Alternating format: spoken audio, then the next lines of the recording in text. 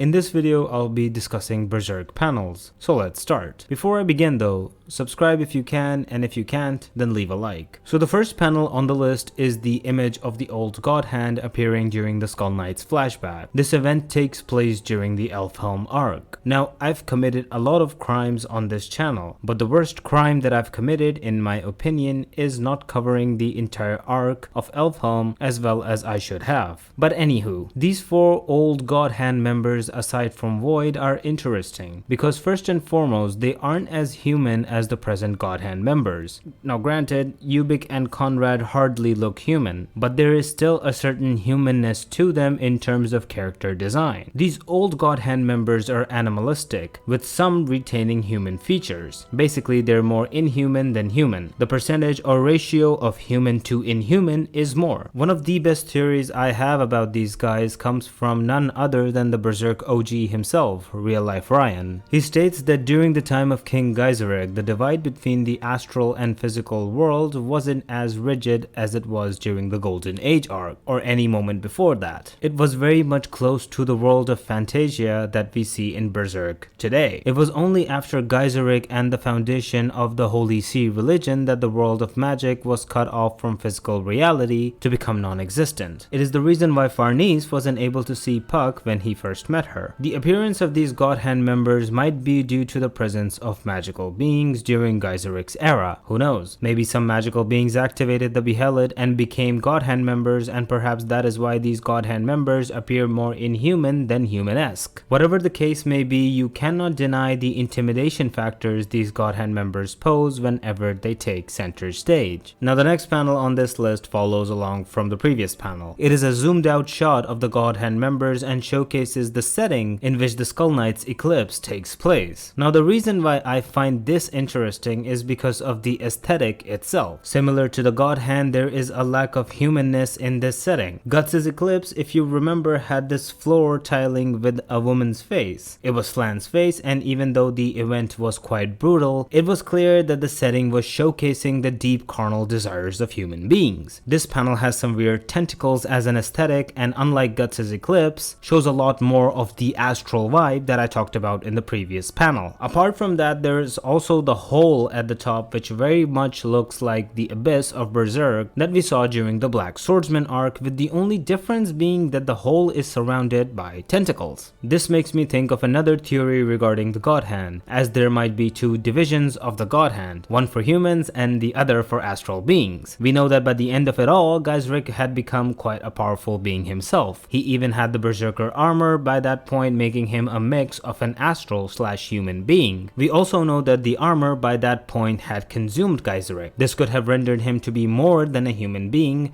and could have prompted the other hand of the Godhand to sprout. This theory might be true, I guess, but only time will tell, so until then, this is headcanon. The next image is that of a conquest, that of a victory, a tale of a man who has gone beyond the confines of human thought and intelligence, a man who defies all logic. In this image, we see Griffith having defeated the Jotunn, which is essentially a race of astral creatures that came to the physical world after the great roar of the astral world. Alongside Griffith, we see Nosferatu Zod and Grunbeld. The former has a cute little face that not only shows support for Griffith, but also shows a bit of concern. We really don't know what Zod is thinking at the moment, only time will tell whether he'll backstab or leave Griffith like Guts did. The second individual in the picture is Grunbeld in his flame dragon form, witnessing the victory of his lord over a race of astral beings. The thing I personally love about this image is the absurdity of the conquest. Griffith essentially created a problem and then solved it to become a hero in the eyes of the sheep. One can only pity Griffith for this because of how big of a man-child he is. However, no one can do jack against him, because at the core of it all, he is, according to the Skull Knight, akin to an author who's writing his own story. So huge main character syndrome vibes here, folks. One thing you cannot deny is the attention to detail in the artwork itself. Now speaking of main character syndrome, the next image on this list showcases the abode of a man who wanted to take over the world and become the main character just like Griffith, but failed because Griffith got the Godhand behind him, and while Ganishka had smelly old man and mad maid Behelits behind him, so he was essentially lacking on the higher godly tech. The summoning of Silat to Ganishka's court and the entire atmosphere of said court really gave Berserk a distinct vibe. It showcased an architecture and setting that was very different from the one we were used to seeing. I believe this was Ganishka's first appearance, and it showcased that appearance at its best. Surrounding Ganishka are his knights, and behind those knights stand statues of various animals that are deities that are worshipped in the eastern world of Berserk, aka the Cushion Lands. In the middle of it all sits Ganishka sitting on a gigantic throne. He's legitimately sitting on the laps of a goddess deity, showcasing his power and influence in the world. There is no doubt about that statement because Ganishka really handed it to the people of Windham and Midland when he started to launch his full-scale attack. Unfortunately, our boy Ganishka's potential was to be short-lived, as plot armor Griffith was able to subdue the man and his might. Now on to the last one for this video. This one holds a special place in my heart, as it showcases Guts' resolve against all the odds, fighting the toughest of opponents with dogged grit and determination. I don't even need to sell you on it. His face clearly shows what kind of hell he's been through, yet there is a certain humanity to Guts, and it's clear in this image. His face, while torn and scarred, has a sense of humanity to it, owing to the light smile that he has on his lips. This image has even greater influence when you consider the events surrounding it. Guts was fighting like a madman against Grunbeld, having lost his handle on who's friend and foe at Flora's mansion. Having donned the Berserker armor for the first time and seeing its dehumanizing effects, Sherke and the gang are visibly perturbed. However, after all the fighting and the rage, Guts finally gains control over the armor and lands in front of Casca. The armor's helmet fades away and we see this face. This face is Guts gaining control over his own humanity and showcasing Casca the kind of growth he's undergone. So these are 5. I'll make more in the coming days. If you want me to continue this, then please mention in the comments or leave a like or subscribe to the channel. Making these videos in the summer means that I'm sweating from head to toe while recording these videos, so any show of support would be great. Thank you so much for watching.